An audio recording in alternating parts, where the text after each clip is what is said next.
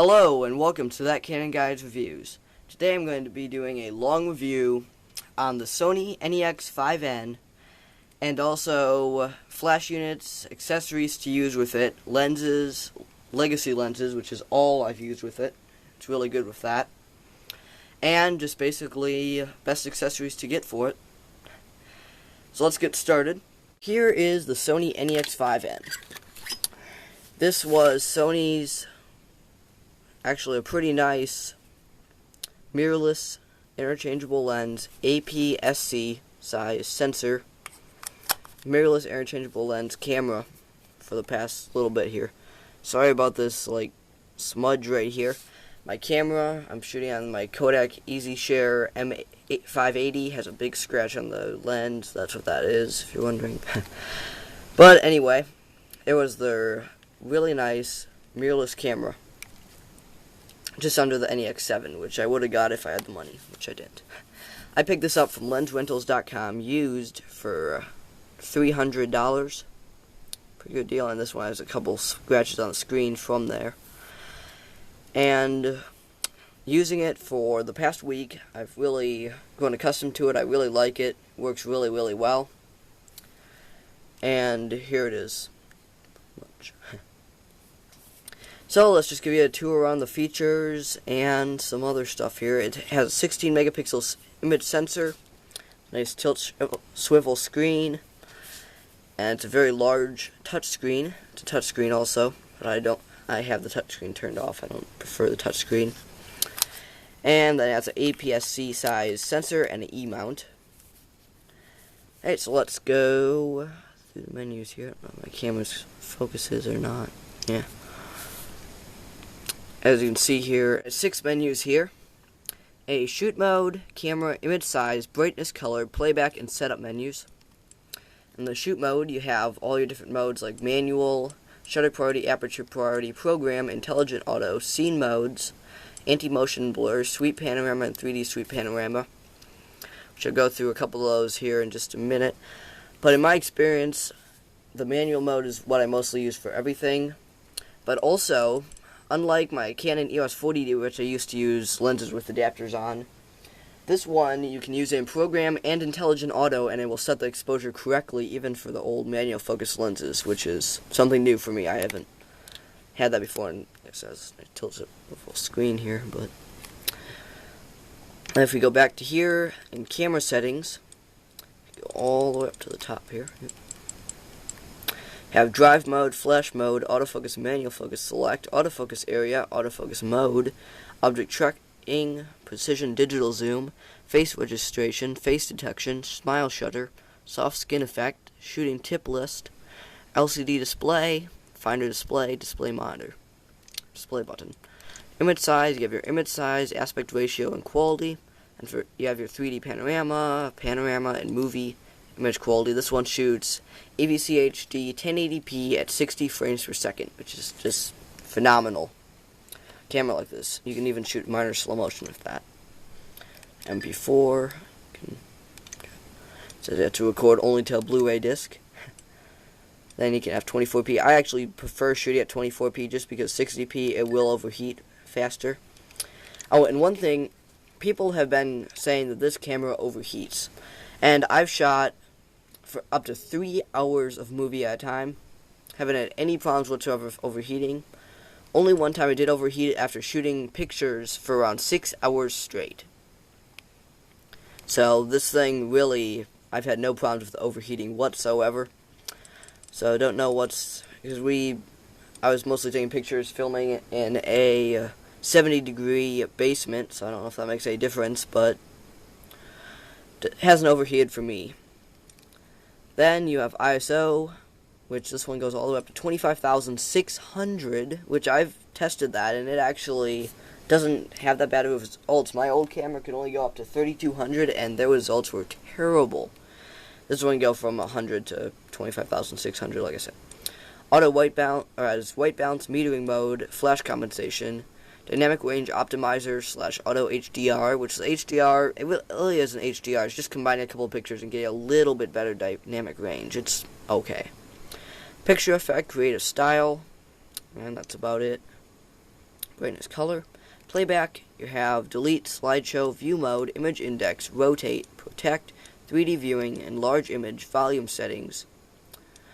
Specify printing and display. Display contents. Go back here, setup, and let's get all the way to the top here. I've fully customized this camera already. Autofocus illuminator, red eye reduction, finder LCD settings, live view display, auto review, grid line, peaking level, peaking color, manual focus assist time, color split, color space, steady shot, release without lens, eye start autofocus, front curtain shutter, long exposure, noise reduction, high ISO noise reduction, lens lens compatibility, no, it's lens compensation. Lens compensation for shading, chromatic aberration and distortion, movie audio recording, wind noise reduction, autofocus micro adjust, menu start, custom key settings, touch operation, which I'll show you what that does here. Let's turn it on. Then you can scroll through your menus with touch. It's nice. It's a capacitive touchscreen, not resistive. I'm pretty sure that's what it's called. Then beep, language, date and time, setup, area setting, help, guide display, power save, LCD brightness, viewfinder brightness, display color, wide image, playback display, HDMI resolution, control for HDMI, USB connection, cleaning mode, version, demo mode, reset default. Then under the memory card tool menu, format, file number, folder name, select shoot folder, new folder, recover image, data back, and display card space. That's about it for the menus. So one of my favorite features on this camera is peaking. Focus peaking is awesome for manual focus lenses. I've always liked to use the old manual focus lenses since I can get them. I have a lot of them here, as you can see. This isn't all of them. I just bought a few to show you. And I'll show you how you use those in just a minute. And one thing I found is that the reason I don't use a touchscreen, I was using it for a little bit there, but the touchscreen gets so fingerprinty. I don't think you can see that here. Let's see if I can turn it off. It just gets so full of fingerprints. And also the screen, and also the sensor gets quite dusty very easily. So you really have to be careful when you use this thing not to get too much dust in your sensor. Then also, let's just look around the body here a little bit. Let's turn off the camera. On the front it says Sony 16.1 megapixels, and here's the Alpha logo. E-mount Sony. Here's the sensor, contacts, and lens mount. Lens release button, infrared port, and also it's all magnesium alloy. This is an extremely tough feeling camera. I really like how it feels. It's really tough feeling. Also, this one does have the, you can hear that, shake during video problem. And just as long as you hold it steady, I found, though, it seems to be working just fine. Not getting too much shake, or not getting too much of that rattly noise. Then here you have USB import, takes standard mini USB, and it has a mini HDMI input right there. Then on the back, obviously, has this large touchscreen. Then it has 2 custom buttons, actually 3 if you do it. So Sony Nex-5n has Tri-Navi, which works just as well, and this one is 1, 2, 3. So there's Tri-Navi, and it's actually Quad Navi, or no, yeah, it's actually 5 Navi or whatever, because it has 5 different customizable things here. Then also on the top you have your shutter button, 5N logo, on-off switch, playback and movie, HD, AVC HD, Nex-5n, dual stereo microphones, which I found are extremely impressive for sound quality. Then you also have your little accessory port and battery door, which this thing takes. This one's a generic one. I also had the original one charging, but it's a battery MP FW50, and they work really well. And also I purchased some UHS 1 Class 10 94 megabytes per second Sony 16 gigabyte memory cards. I purchased 2 of those. They only cost me $15 each from Beach Cameras, so those are pretty cheap for a UHS 1 Class 10 16 gigabyte card. I was surprised at how cheap they were. So that's basically on the body of the camera. So let's try it out with some lens adapters here. I have purchased a couple different lens adapters. Let's see. And also, just one side note here, I found Pentax K mount. Pentax K, because I was thinking I was going to have to buy some Sony NEX rear lens caps, but we have some Pentax K and some Contax Yashica lens caps. Both of those work well for the back of these things. They screw on properly, they screw off, so I wonder if this could be used at Pentax K camera. I'll have to try that sometime. But anyway, I have a few lenses. I have a Minolta MCW Woker or X HG 35mm f2.8. A Vivitar auto wide angle 24mm f2.8. I have a Auto Sears lens 50mm f1.7, which so far is my favorite lens. It's so light. Then, let's see, this is a Chiron 70-210 f4 macro lens.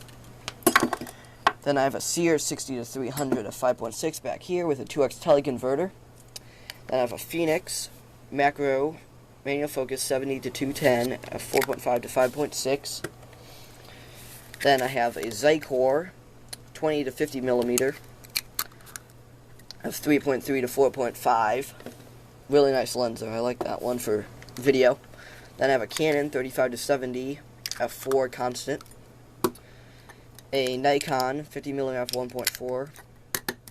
It's a little bit heavier than the D1.7, which is actually almost as good quality, just not quite as low light. Then Nikkor 105 f2.5 lens, which is a really nice lens. And a Vivitar 28mm f2.8 lens. Really light compared to the 24. So part of assembling this kit was weight of the lenses and also the usability. So I've assembled two pretty much kits here and kind of mixed them up here now. But on this side, right here, are all my light, that's my light travel kit. And then also some teleconverters and extension tubes I throw on those from time to time. Then this side is my heavies, my nice glass, good stuff to shoot with. So let's just show you a couple of these adapters too. I got these for about $10 each or less. They're FOTGA MD to Nex adapters. Off eBay. And I just want to try something quick here because I said that the Pentax K-mount lens caps fit the Nex, and most of these, I used to have a Canon EOS 480, so I have a lot of adapters from that. That's why I got the EOS to Nex, and I used to use the adapters that I had for that with this instead of buying whole new adapters. But I was just curious here. No, doesn't seem to quite fit here. Might go a different way. Yeah, it's close to fitting. You could actually probably fit this on a Pentax ME or ME Super or K1000 camera, which is pretty funny. And that would work. But anyway, so let's just test out the MD to Nex adapter from FOTGA. I don't know if I'm pronouncing it correctly there. It's a line up. Don't really line anything up. You just put it where you think it would be, and then you twist it. It seems to always go on there. And then let's pick up an MD lens, which this one has a very lightweight 70-210. It's not super fast apertured, but it does the job. About as fast as any of today's lenses, 4.5 to 5.6. And then when I power that on, I can zoom from 80 to 210. If I want, I can focus here. Don't quite focus super well. But that's one of the lenses I have there. And so you see there, that looks pretty nice. So I found that for travel, the Auto Sears 50mm f1.7 lens is spectacular. It has really, really good image quality all the way across the board. And then the 28 f2.8 is also very sharp. But then for image performance, these two Nikon lenses really step up. They're really, really good in all situations. 105 f2.5 and the 50 f1.4. And then on this, that of course the 24 2.8, that's a really nice one. 35 2.8, it's equivalent of 50. And I'm hoping to get a Konica 40-1.8 pancake. Then of course we have the Canon zoom lens 35 to 74. It's a really nice lens. That's why I have it. It's lightweight, so that goes in the lightweight. I forgot to put that in there. Then the Zycor 24 to 50 millimeters, 3.3 to 4.5. And it's a pretty good lens. 40. Between probably 30 and 40, it gets a little bit soft, and that's good at 50 and good at 24. But then the macro capabilities of this, it goes all the way down to 1 to 3.8, and that's very good at 24 millimeters. That at 50, of course, it's a lot better. So I wouldn't exactly recommend this lens. It's just good for video shooting. It's not super sharp. It's not crazy soft. It's just a pretty good lens overall.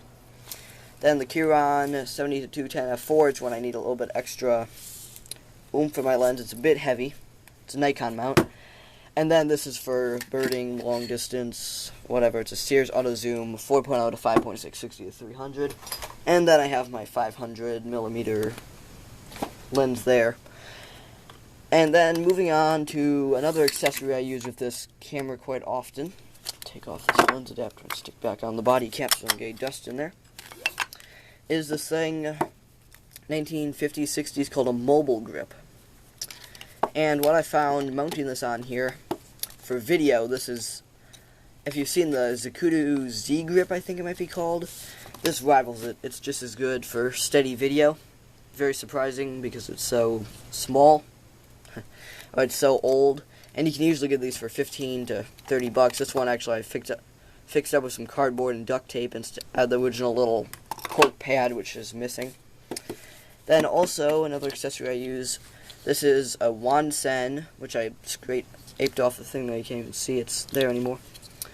Hot shoe to Nex Adapter. And after using this for a few days, the PC sync port is terrible. Actually super glued this piece in place because it broke. Or the PC sync port broke, but the hot shoe works really well. And I have a screwdriver right here. And the overall build quality of this thing is pretty good. It could be better, but it does the job. Screws in there. And I also have a auto bounce 40D lightweight flash. It only has bounce, doesn't have tilt. And then I have the Sunpack Auto 422D with the zoom thing. It bounces, tilts, everything. The problem is it's a little bit heavier. Then I also have two cords by Canon off-camera shoe cords too, and a wireless flash trigger. Which the problem is they say this goes up to 1/250th of a second. The sync speed on these, but unfortunately I've tested only up to 1/100th of a second before it doesn't work. So that's the downside about those. And that's where I use these if I need 1/250th.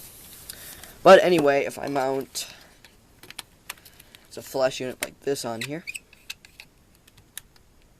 power up there, and I'll stick it's Nikon 54 on there. Just take off the body cap. So it charges up here. It actually isn't too heavy at all. This is a really lightweight, nice kit. And this flash needs a battery replacement, so it takes a bit to charge, so keep talking during that time. And also I have a lens hood on a couple of these. This one's a Vivitar ultra-wide lens hood. And I have lens hood on this one. And also this lens hood right here. This is actually for the 50f 1.4. It's a Nikon, dropped it there. Nikon HS1 lens hood. Fits any 52mm, 50mm lens. And I actually mostly use on the Auto Sears because it works. Okay, so let's say you want to take a picture with the flash. And you have to do this in manual since it's not ETTL. I put it to 1/250th of a second. ISO 100. You can watch my flash tutorial video on how to use a flash with your camera. It works exactly the same on this one. Focus here. And most of the time it bounces. So and there you go. There's the picture. There you go. I think it's catching it there. Can't see it super well. It looks a lot better on the screen. It's perfectly exposed, everything. So you can watch my video on how to do the flash, how to set up a old manual flash with your camera. So that's basically it on the Nex-5n. That's pretty much my first impressions, first review. It's working spectacular for me. Has spectacular image quality, totally sharp. I'd recommend it to anybody way over the 5R.